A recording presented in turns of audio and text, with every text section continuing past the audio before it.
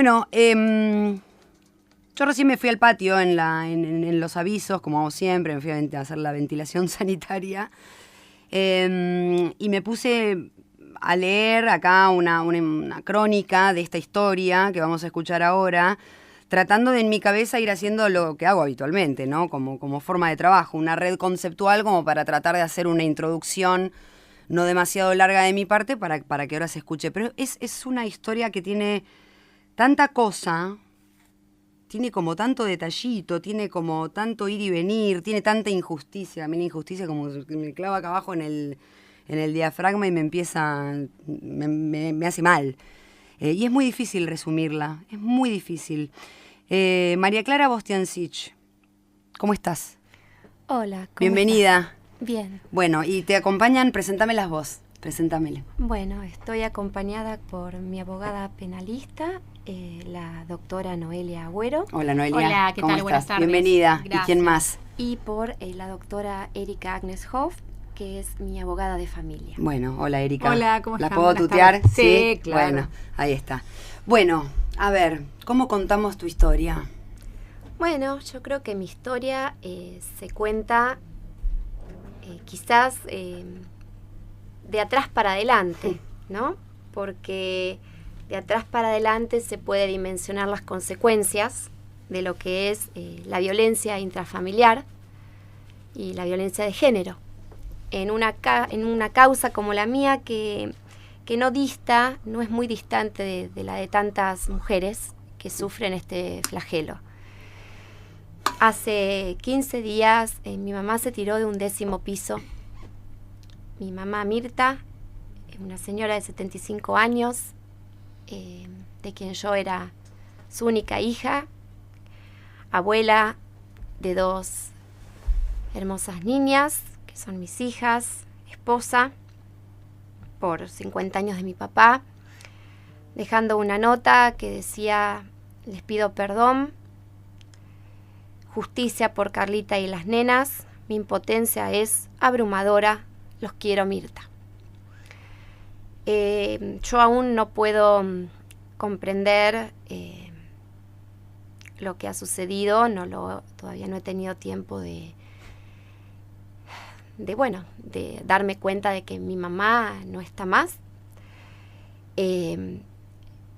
Pero no puedo desconocer que su decisión estuvo motivada en haber vivido conmigo años y años de violencia, que ella, por taparla, por no decir nada y por no apartarse de mí, acompañó, calló, permitió, porque no le quedaba otra, porque yo vivía en otros países, nos íbamos mudando, estaba sola, junto a mi entonces pareja y padre de mis hijas, quien iba de un país al otro, y mamá era la única persona que yo tenía y que él admitía, precisamente porque por su amor incondicional de madre tenía ese pacto secreto de no sacar todo esto a la luz, ¿no? Porque si lo hacía sería prontamente apartada y yo quedaría sola por el mundo. Eso se robusteció mucho cuando nacieron mis hijas. Ella eligió la muerte frente al sentirse abrumada frente a la impunidad de esta violencia que fue ejercida contra mí, contra mis hijas, contra ella, por una persona que tiene poder, por una persona que tiene un cargo en el cual se esconde y se robustece para dilatar, ser juzgado, para obtener credibilidad, para encantar en un rol público, digamos, con todo un sostén de instituciones internacionales que, conociendo el problema, no supieron cómo lidiar con él y bueno, y ahora tampoco creo que les es conveniente asumirlo, ¿no? Y así es como una víctima de violencia termina. En el caso de mi mamá, tomó esta decisión Hay otras chicas que las matan, hay otras chicas que las internan en psiquiátricos o se vuelven locas. Hay otras chicas que tienen fortaleza para vivir una vida de flagelos y de muerte psíquica. Ya vemos algunas que podemos salir, que tenemos esa dicha, donde un montón de factores confluyen, amigos, ayuda de desconocidos, un momento indicado para salir, un abogado bueno que se te acerca, 1000 factores que te hacen salir del miedo y de la trampa de la violencia doméstica. Bueno, esa soy yo en esta compleja trama. Y todavía no dijiste casi nada y dijiste un montón. Porque vos estás arrancando, obviamente, desde la parte final que no tiene, o sea... Mira, yo arranco estás contando que tu mamá se arrojó hace 10 días. Sí, de la terraza del edificio cuando mi papá sacó la perrita a hacer pis. Pero ¿cómo inicia todo? A ver, de atrás para adelante eso es lo que sucede, Carla. Sí. Y del otro lado, arrancando no por el desenlace, este desenlace, porque todo esto todavía no termina. Ahora van a charlar Noelia y también Erika, ¿no? Y todas esas partecitas que hacen a la cosa de la justicia. Pero tu historia, la parte tuya, es tremenda. ¿Cómo arranca todo? Mira, para que está escuchando y pueda también entender, darle contexto a cuán dolorosa, o sea, lo que tiene que haber sido todo lo que sucedió para que pase esto último, esto que acabas de contar vos, ¿no? Bueno, mira, para cerrar esto último, lo que yo siempre hablaba con mi mamá era: hasta que no haya un muerto parecería que nadie hace nada, ¿no? Era esa frase que uno en esa charla de un mate dice: acá hasta que no haya un muerto nadie hace nada. Bueno, este es el flagelo de la violencia. ¿Cómo comienza? Comienza como muchas historias donde yo me enamoré de una persona de otro país en una vacación. Yo había ido por vacaciones, nunca pensé en mudarme afuera. Relacionado con tu historia, ¿no? Tiene que ver algo con tus orígenes. Sí, fui a estudiar a Eslovenia el idioma, era la tierra de mis abuelos, me becaron para una beca, me parecía interesante conocer un poco, estaba, bueno, viendo mis raíces genealógicas, por el lado de mi mamá es italiana. ¿Les maté? Sí, gracias. Por el lado de mi papá es esloveno, fui, bueno, me enamoré de... ¿Cuántos años tenías vos cuando fuiste? Yo era grande, tenía 35 años, era una chica muy independiente, o sea... Ya recibida, o sea, sí, acá en Mar tenía del una Plata. carrera, siempre había tenido vínculos sanos con mis exparejas, o sea... Y bueno, me topé con una persona que era en su momento muy encantador, muy seductor, bueno, me enamoré y cuando me casé a los 2 años, que decido acompañarlo a él en su carrera como diplomático, empieza a ser literalmente otra persona, a mostrar en realidad otra cara. Y ahí empiezo a sufrir paulatinamente, de una manera muy, vamos a decirlo, de a poquito. Por goteo. Claro, diferentes actos de violencia que se van a... Primero era agresión verbal, de la agresión verbal se pasó a una agresión física moderada. Cuando quedé embarazada de mi primera hija, la violencia aumentó un montón, porque bueno, yo dejé de ser productiva y activa, porque bueno, productiva yo ya dejé de ser cuando me mudé, porque bueno, no tenía título, estaba en un lugar que no conocía el idioma, esto era en Bélgica, pero cuando quedé embarazada tuve muchos problemas de vómitos y demás, y no, bueno, estaba todo el día en la cama y ahí empecé a ser inactiva, y eso bueno, me llevó a grandes castigos, y todo se fue empeorando en la medida en que yo me debilitaba. Mi mamá entró en escena Porque vos estabas en Bélgica. Claro, ahora. En ese momento estaba en Bélgica, mi mamá empezó a venir, a darse cuenta, Pero bueno, como todos los que se daban cuenta, yo los sacaba de mi vida porque él o me cambiaba el número de teléfono, bueno, yo no podía tener PIN, no tenía, o sea, me veía todos los mensajes, o si ponía PIN después me amenazaba y le terminaba mostrando todo lo que era peor. O sea, con mi mamá había como ese pacto de que si ella le caía bien iba a poder estar conmigo. Y bueno, eso era muy bueno porque podía estar con su nietita, podía ayudarme. Pero bueno, mi mamá llegó al punto de tener que ver que él, yo arrodillada en el piso llorándole y ella encerrarse en la habitación a taparse los oídos. Porque bueno, o en otras veces ¿Cómo era el trato con ella cuando ella empieza a viajar? Era como de una...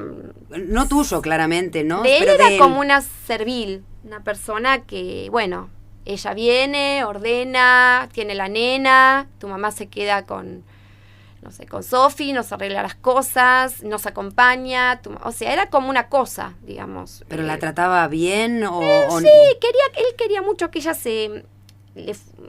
meterla en el medio de nuestros conflictos. Mi mamá quedaba... ¿Separarla de vos? Claro, sí, hacerle creer que yo estaba loca. Mi mamá le tenía miedo porque si él le mandaba WhatsApp a la noche estando en distintos cuartos, estando en el cuarto de al lado, y si ella no le respondía a lo que él quería, él después no la hablaba y no la dejaba que nos acompañara a nada en los próximos días. Entonces eran cosas medias bizarras.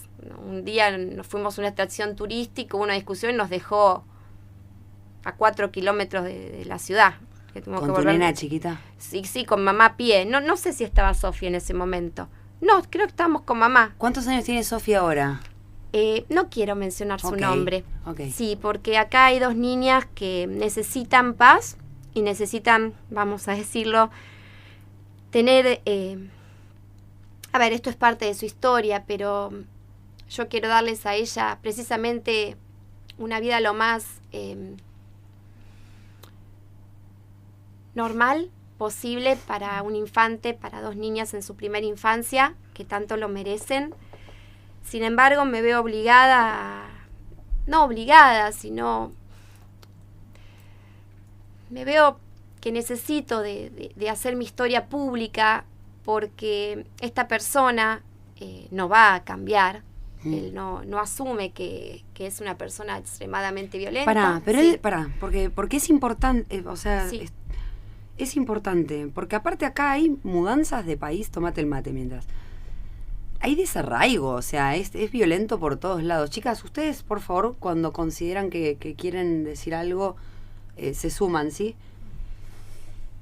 De país a país, o sea, vos me estás... Yo subrayo Bélgica porque también viviste en Nueva York, también lo acompañaste. En Nueva York, en Varsovia. ¿Y dónde? ¿Tus hijas nacieron en diferentes lugares? Nuestras hijas nacieron en Bélgica, pero sí, era una vida muy caótica porque acompañar un diplomático es, no sé, es como el jugador de fútbol. Claro, suponete. entiendo. Sí. Una asume un rol que va acompañando al otro y se encarga de muchas cosas relacionadas con, bueno, el nuevo lugar, siempre sabiendo que no te vas a quedar ahí. Entonces, Argentina era mucho nuestro punto de referencia. Nosotros siempre veníamos acá, yo conservé la casa, o sea, mi familia, porque él no tiene familia. Entonces, las nenas hablan español, tienen una cultura muy argentina, en casa se comía milanesa, pastel de papa, empanadas, o sea, las nenas nunca se integraron a otros lados. Por parte del mundo diplomático es de por sí un mundo como muy exclusivo, digamos, ¿no? El diplomático no se junta con la gente,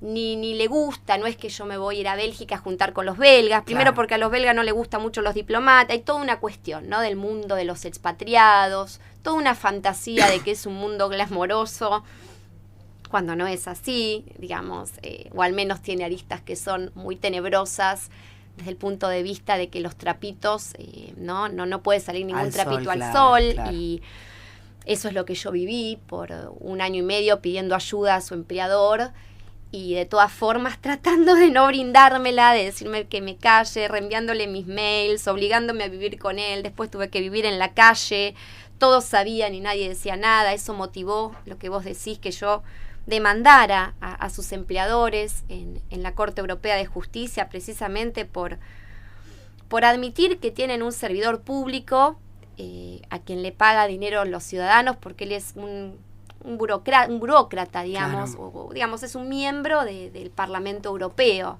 ¿no? No es un miembro político como es un eurodiputado, sino es un miembro del staff, un administrativo. ¿Cuánto tiempo estuviste así hasta que en algún momento diste el primer paso de empezar a... Yo intenté muchos pasos, Sí. ¿sí? Muchas veces intenté salir, pero siempre intentaba salir de una forma que a él no lo enojara tanto. Tanto porque mi vida corría riesgo.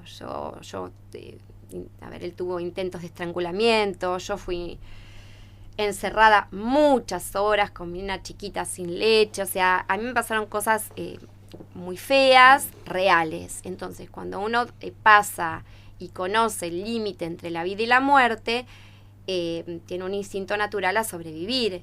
Y él siempre estaba en la amenaza de nunca te vas a ir, si te vas a ir sin nada, jamás me vas a dejar. Entonces, bueno, eso sumado a ciertos hechos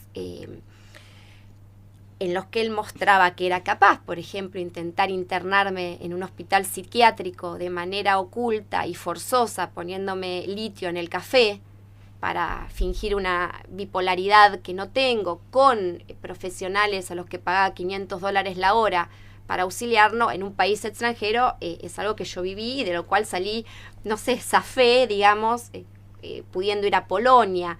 Pero él me perseguía. A ver, mi historia, que tiene ribetes internacionales, creo que no escapará la de por ahí. Hay muchos oyentes de esta radio, muchas chicas que quieren huir a 1 o 2 cuadras, 3 cuadras. O sea, la huida no pasa por los kilómetros. No hay país, no hay... Lo que pasa por ir a un lugar seguro, que puede ser...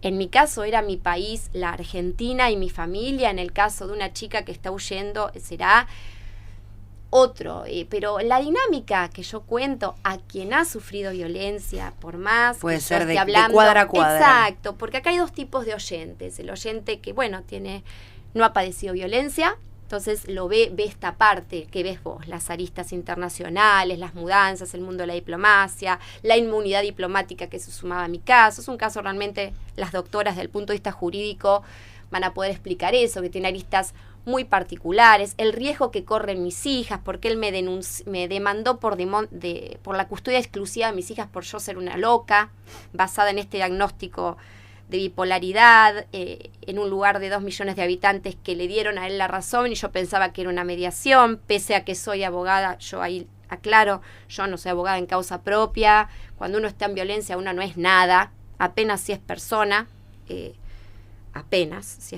porque yo vivía como un perro en un colchón en el suelo o en la calle. O sea, yo he llegado a límites de pasar hambre del hambre, digamos, ¿no? Y después tener que ir a cuidar a mis hijas al departamento que a él le dan $12,000 para que viva en Nueva York. Y retirarme en punto, porque si no me echaba patadas, o esperar en el hall para que él me abriera la puerta, ¿no? Carla, ¿y era tu mamá con la que vos hablabas? Mi mamá, más que hablar, porque esto era algo muy curioso, nosotros no hablábamos de esto.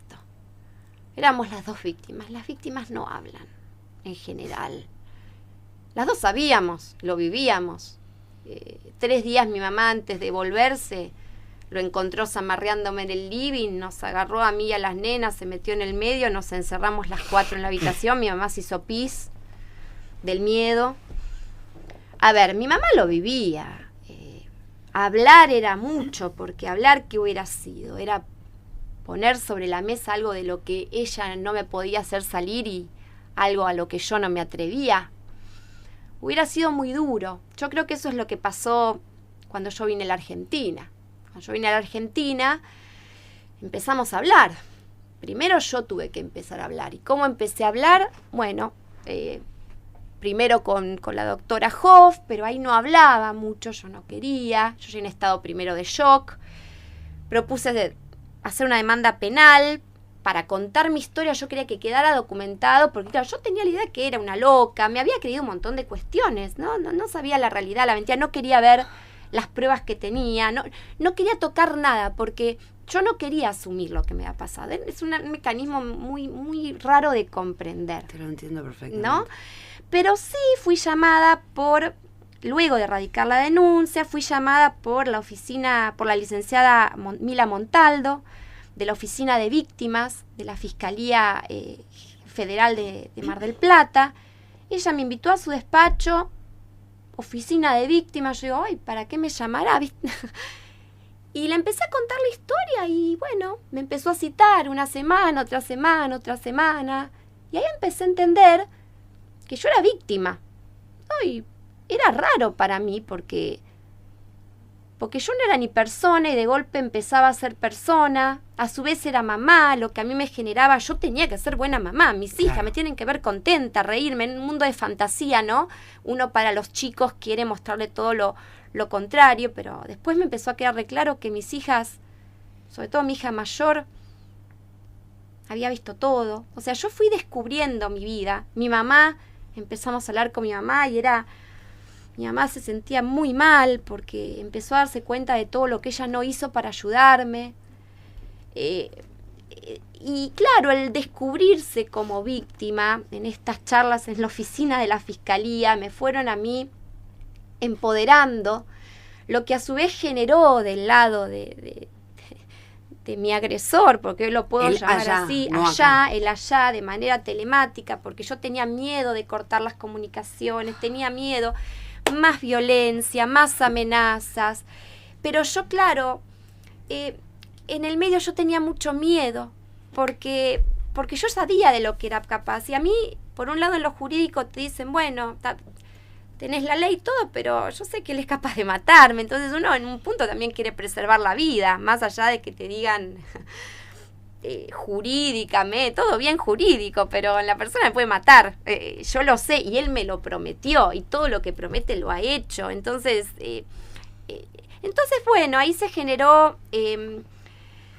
todo un despertar hacia asumir también la gran culpa que viene con el decir víctima, decir, pero yo cómo llegué a esto. Ay, Dios santo. ¿Cómo acepté esto? Entonces, al principio es lidiar, por eso es tan importante el contar con alguien que entienda de victimología. ¿Por qué? Porque, y esto lo hablo, perdóname, pero más tratando de dar un mensaje a los oyentes, porque realmente una persona que no ha padecido violencia no puede entender por qué uno no reacciona de determinada manera, por qué uno no sale, por qué uno queda embarazada, por qué uno tiene un hijo más, por qué uno acepta esta cosa. Sí, casi que tenés que pedir perdón por permitir que te pase lo que te pasó. Bueno, solo una persona, y yo diría no todos, incluso los profesionales de la salud. Los profesionales de la salud que entienden este tipo de flagelo y sus trampas y el perfil de las personas que tienen que ejercen este tipo de violencia, pueden comprender a la mujer y ayudarla a salir. Porque esto es como cuando una persona come mucho y dice, cerra la boca, ¿no? Es como, ¿viste qué pasa a veces? Sí. No, necesitas alguien que te diga, no. Es un abordaje adecuado e integral. Eso es lo que a mí me ayudó. Y lento. Muy lento. Muy lento. Y de escucharte vos también. Sí, y en esto reivindico un espacio público y gratuito que es el que brinda la Fiscalía Federal General con profesionales como la licenciada Montaldo que realmente pueden entender esto. Porque solo cuando uno habla con el otro sin sentir vergüenza, esa vergüenza y esa culpa que creo que a uno lo acompaña toda la vida, porque uno se siente muy avergonzado, muy culpable. Para mí llegar a contar esto, bueno, es terrible, pero es un acto de ya desesperación total y absoluta, a lo que también me llevó la decisión de mi mamá, que no pudo más porque tuvo que ver cómo mi expareja intentaba fugarse con mis hijas, cómo estuvimos 4 días en vilo sin saber si se había ido por tierra con ellas. Claro, porque ahí, vamos a esa parte que por ahí todavía no la contamos. Vos venís a Argentina, sí. Empieza esto de vas a la fiscalía, empezás a hablar, y ahí ¿qué empezó a pasar? Muchas ¿Cómo cosas, continuó? muchos procesos judiciales, esto lo van a explicar mejor mis abogadas, Lo único que yo puedo decir para terminar un poco mi parte como ser humano y no entrar en el tema jurídico es que realmente debe existir una mirada de género y de infancia que gracias a Dios existe en muchísimos operadores judiciales, no así en otros. En mi caso pasamos por varias instancias, pero detrás de todo proceso o múltiples procesos judiciales que las mujeres enfrentamos en situaciones como esta, y hablo en plural porque somos muchísimas, acá no hace falta medir si vos tenés el ojo más morado, si a vos te pegaron más o menos, porque hay múltiples tipos de violencia. Acá no importa si fuiste a la facultad o no terminaste el primario, porque hay muchas chicas profesionales que les sucede esto y por miedo a perder a veces clientes, pacientes, su trabajo, su puesto laboral no lo exponen porque hay un mote muy feo, hay un juzgamiento muy feo hacia la mujer, ¿no? ¿Por qué toleró? Si ella tenía título. Acá no pasa por eso. Entonces es decir, bueno, una sale como puede, ¿sí? Entonces, más allá de, decía, del recorrido jurídico, hay un recorrido como persona, ¿no? Hay un miedo, y es lo que a mí me moviliza, es tratar de que mi caso sea visible por si a mí me pasa algo, por si a mis hijas les pasa algo.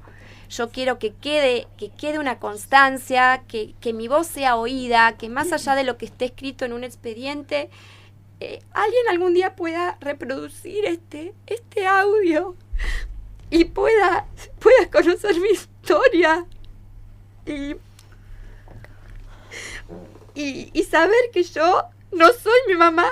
Yo voy a luchar hasta el final. Yo tengo 2 hijas preciosas que merecen una infancia y una vida muy feliz, lejos de la violencia. Y yo voy a pagar todo el costo que eso me implique para nunca más permitir que nadie me pegue ni me lastime, ni a mí ni a ellas.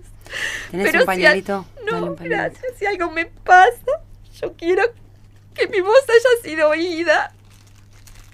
No callarme más, como lo hizo mi mamá. Porque eso, el callarte te va matando por dentro y te lleva a hacer la locura que hizo mi mamá en el no poder, en su impotencia, que como ella dice, la abrumó. Yo no me voy a dejar abrumar. Por eso quiero que mi voz se escuche. Muchas gracias. A ver, chicas. Noelia, Erika. Bueno. Es tremendo. Yo Sí. te digo, es tremendo, porque ella obviamente lo narra, pero Sí, bueno. vivirlo es... ay, mira, no, me está dando una úlcera. Porque es tal cual lo que dijo ella. No importa... Sí, no importa sobre la eso, anécdota, las personas que... La herida iguala. Lógicamente.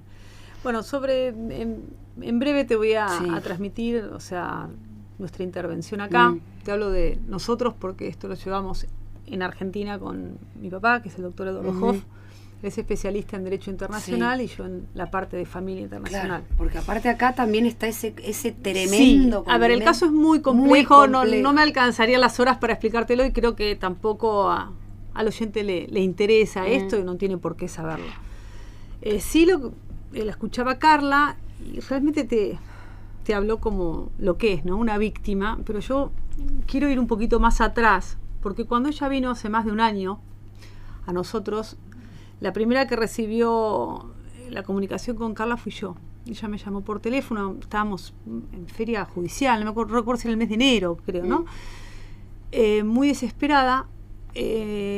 Lo buscaba mi papá, esta es la verdad, porque fue profesor de ella. Me dijo, estoy con un problema muy grave internacional y no sé si alguien me puede ayudar, quiero saberlo. Lo hablo por teléfono, me dice, bueno, escuchala a la señora. Y le digo, mira, hay algo que no me gusta, hay algo que me suena muy raro. Bueno, la escuchamos juntas. Ella vino con su papá, Carla, a nuestra oficina y nos encontramos justamente con una persona muy asustada. Estaba llorando, estaba desesperada, se acurrucó, se tiró al piso y dijo, yo si vuelo me mata. estoy realmente muy, muy, muy asustada, pero sé que es un problema muy difícil técnicamente el que yo esté acá o no esté acá. Había que resolver varias cuestiones sobre la residencia de las menores. Pues las niñas tienen una residencia errante, se llama, los hijos de diplomáticos. Entonces eso es lo difícil desde el plano internacional, determinar cuál es la residencia. Bueno, hoy eso, hasta el día de la fecha, está resuelto por la justicia argentina. Vino un pedido de restitución internacional desde Estados Unidos, pidiendo que las niñas vayan a vivir a Estados Unidos, y Argentina lo rechazó, dijo que la residencia está acá en Mar del Plata, primera instancia, y Cámara de Apelaciones confirmó que está acá. Está apelado, faltan 2 instancias más, faltan las 2 cortes, provincia y nación. Independientemente del plano internacional, ella empieza a hablarnos de violencia muy avergonzada, porque la realidad es que Carla, bueno, ya no lo ha dicho, pero Carla es una abogada brillante. Ella se fue de Argentina, ha escrito varios libros, es una persona muy reconocida como profesional, investigadora del derecho. Entonces ella dijo, yo no quiero contar esta historia mía de violencia, doctor. Yo, por favor, le pido, tratemos de... No obstante eso, se contó, porque el momento que nosotros empezamos a escuchar, nos encontramos con una prueba abrumadora. ¿Sí? O sea, lo que ella te cuenta, yo me animo a decírtelo porque está documentado. Yo hablo por lo que tengo en papeles. La historia la cuenta ella. Yo te hablo de lo que tengo en prueba. En prueba me encuentro todos los pedidos de ayuda que ella hizo desde el extranjero, ¿sí? A distintas instituciones en el extranjero y en Argentina también. Donde pedía ayuda, se encerraba. Hay audios donde pedía ayuda a las psicólogas y profesionales en Argentina. Profesionales calificados todos, que todos los que están ahí la están apoyando. O sea, yo te lo quiero transmitir porque, a ver, ningún profesional muy calificado y respetado va a estar poniendo la firma en cualquier informe, ¿no? Esto creo que todos lo sabemos. Y te puedo asegurar que los informes son contundentes. Está muy bien que lo digas también, ¿sabes por qué, Erika? Porque no solo es imposible. Solo es imposible. Una situación así requiere... de muchas, es interdisciplinaria la ayuda. Por supuesto, si quiere, ¿no? Y estamos trabajando claro. con bufet también internacionales. Primero, en una primera instancia fue por el tema de la residencia. Hoy creemos que eso, bueno, si bien sigue en otras instancias, creo que sigue un camino bastante bien. Pero el tema de la violencia, porque en paralelo hay un juicio, y esto también te lo quiero decir que hay que resaltarlo, en Eslovenia. El señor es esloveno, ellos entraron en la justicia eslovena por una mediación, no importa el motivo, pero la realidad es que Eslovenia desconoce toda la legislación argentina y los convenios de los cuales es parte también, ¿no? Pues, o sea, desconoce lo que ellos mismos también han firmado. Entonces dice, vamos a decirlo en criollo, a mí no me importa lo que resuelva Argentina. Las nenas se vuelven con el papá, sacaron una sentencia. Por el momento estamos en una cautelar, pero va avanzando por lo que estamos viendo, donde dicen que tiene que ir a vivir con el papá. Dicen que vaya a Estados Unidos, algo insólito, un juez de un país que dice que vaya a vivir a otro. No existe, pero bueno, así lo dijo. Y así estamos, donde dijeron que la tenencia está, por el momento, a cargo de su papá. Entonces, que reside en este momento, entonces, donde ya me perdí con en este Nueva sujeto. York. En Nueva York. Okay. Entonces, la justicia de Eslovenia pide la restitución a su padre, pero que vive en Nueva York. Exactamente, a cargo exclusiva de su papá. O sea, ¿cómo seguirá la justicia eslovena? Bueno, lo veremos, pero hoy por hoy ya lo dijo en la sentencia que ha llegado en su oportunidad. Nosotros desconocemos todo lo que se haga en Argentina. Entonces estamos en esta situación, que las niñas... hay una prohibición de salida del país y hay una resolución de ayer del juzgado número 1 de familia, de la doctora Mariana Villar, que prohibió el contacto del papá con sus 2 hijas, tanto virtual como físico. Ajá. Para determinar eso, digo solamente lo que puedo decir por acá. Obvio. Sí, pero se valió de toda la prueba que está en el expediente, incluido una escucha de las menores en otro juzgado de familia, ¿sí? El juzgado número 5, sobre el cual hay una discusión muy grande, un conflicto muy grande, esto se llama el artículo 12, porque la justicia penal, en paralelo a la investigación, escucha este artículo 12 y dice, de lo que surge acá, no es lo mismo que dijo el juzgado de familia número 5. En eso estamos y bueno, le doy la palabra a la experta en derecho penal. Muchas gracias. ¿Por qué se contradicen tanto las justicias?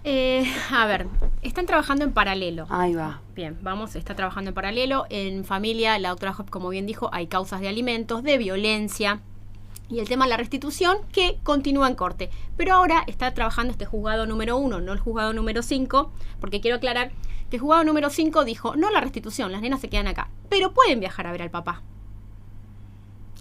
Y entonces si nosotros nos ponemos a pensar, a ver, sentido común, bueno, claro.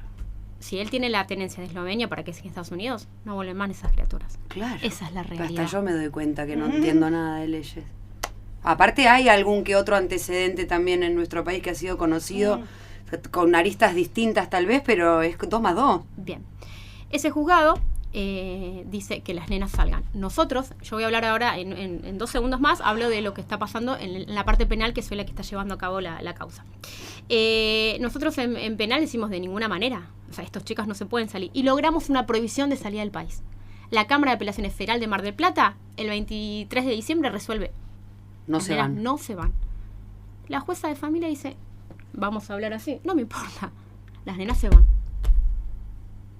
Carla, el 27 de diciembre, con un dolor en el alma, tuvo que entregar a sus hijas porque el juzgado de familia le dijeron, si no las entregás, va a la policía, allanamiento.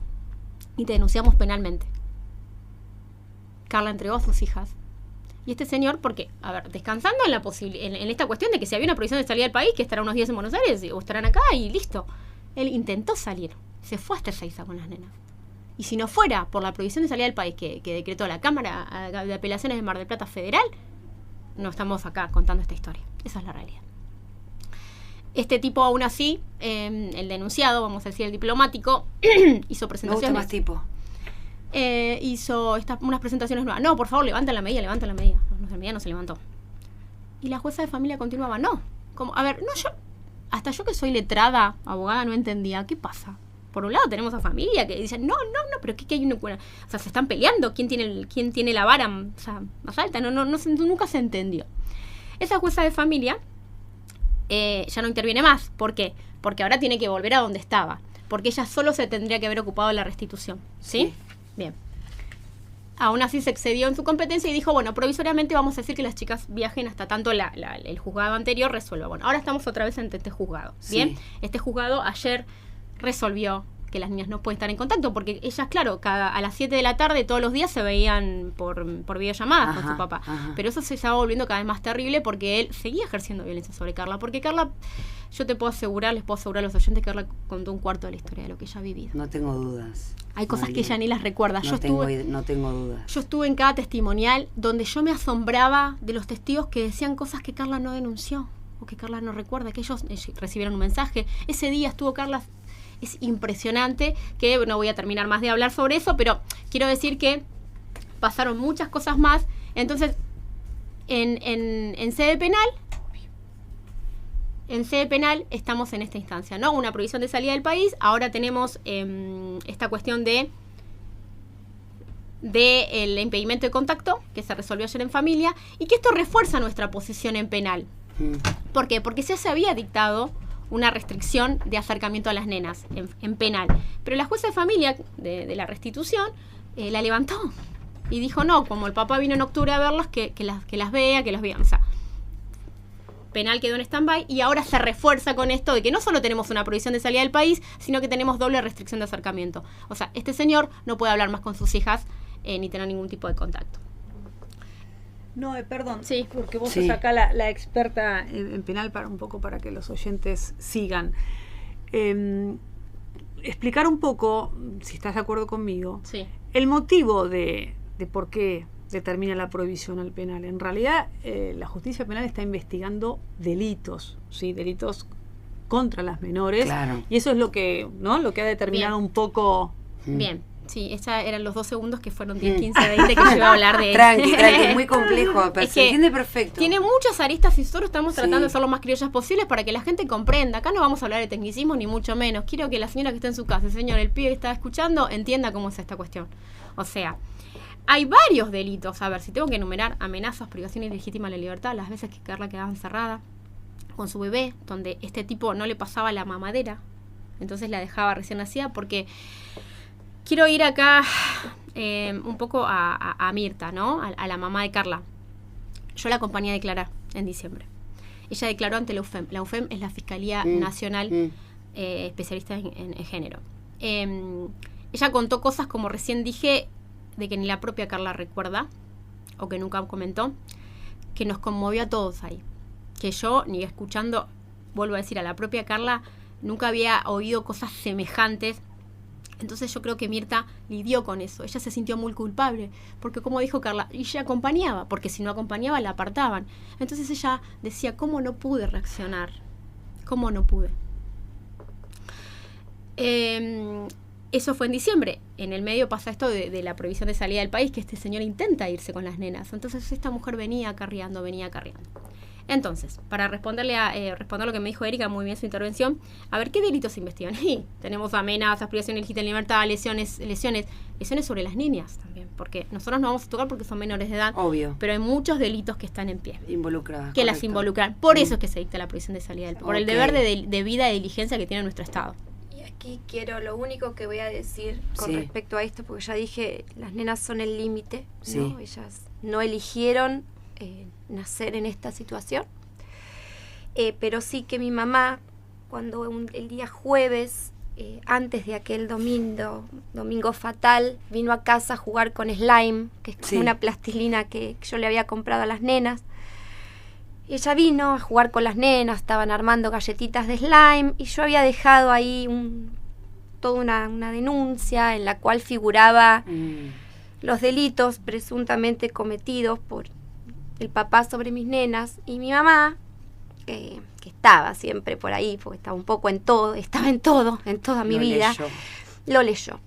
Se lo llevó, porque era un borrador, yo de hecho lo dejé doblado en la basura. A la noche me dijo, ¿cómo no vas a romper esos papeles? Yo me enojé, le digo, mami, siempre como metida en todo, ¿no? Nada. Yo no dimensioné que ahí, porque tenía mucha locura por ese tiempo, el tema judicial es muy complejo y muy agotador. Y a mi papá, hablando ese domingo, le había dado esos papeles para quemar, papeles que quedaron todavía dentro del auto de él, todos rotos. Y ahí fue que mi mamá descubrió los presuntos delitos cometidos contra su nieta. Y esto a ella, yo creo que la superó. Ella jamás creyó tener que aceptar que había una víctima más, ¿no? Presuntos delitos, perdóname que te interrumpa, Carla, ¿no? Presuntos delitos que nosotros también, con Carla, incluido con la doctora Agüero, nos enteramos por el dictamen del fiscal. O sea, nosotros no sabíamos de qué se estaba hablando puntualmente con respecto a las menores.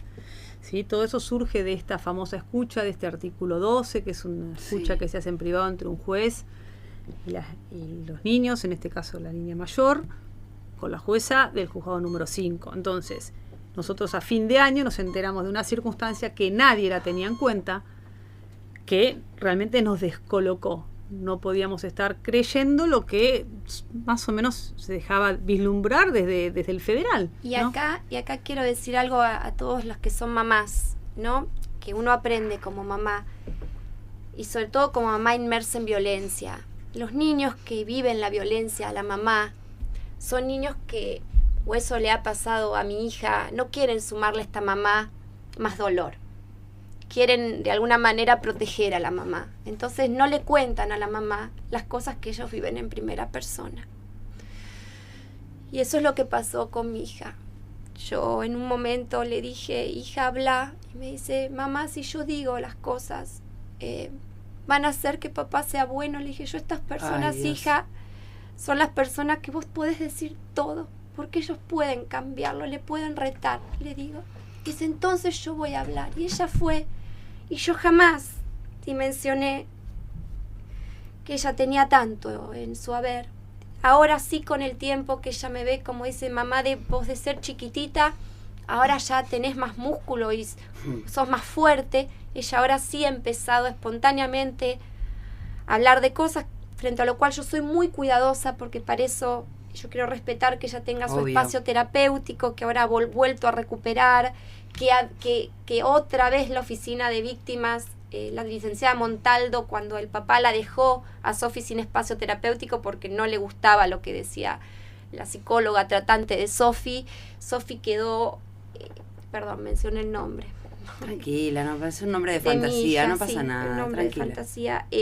Ella tuvo la atención de ese espacio que no es terapéutico, pero en un lugar en el que ella pudiera contar lo que le pasara, que no fuera yo, porque ella tenía eso de que me veía a mí, que yo, mamá, vos pasaste tanto. Entonces también para esto, para las mamás, que tengan en cuenta que a veces los chicos, que hay que también tener una mirada sobre el espacio que le brindamos a nuestros hijos cuando nosotros vivimos violencia, que sean espacios donde ellos puedan expresar, porque los niños no solo son testigos, sino que a veces lamentablemente también son víctimas. Sí. Y uno no llega a saberlo o a poder. Entonces es tan compleja la trama de la violencia Es muy compleja.